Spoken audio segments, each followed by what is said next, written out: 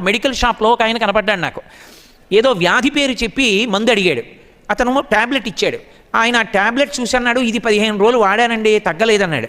Medical shop అతను అన్నాడు, ఎవరు రాశారని అడిగాడు. ఎవరు రాయలేదు, పక్క మెడికల్ షాప్లో అతన్ని కూడా అడిగితే ఇచ్చాడన్నాడు. అతను అన్నాడు, డాక్టర్కి చూపించుకోకపోయారా అన్నాడు.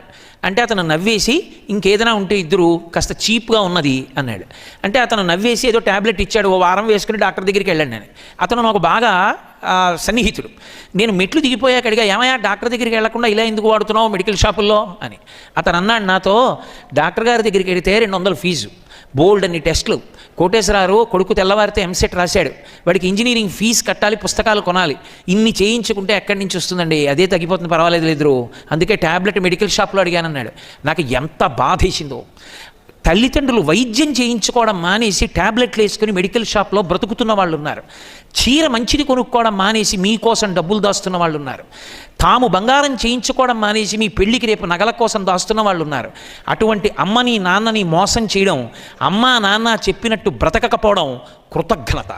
అందుకని కనీసంలో కనీసం ఎప్పుడైనా ఒక తప్పు ఆలోచన వస్తే మీ అమ్మగారిని నాన్నగారిని జ్ఞాపకం తెచ్చుకోండి.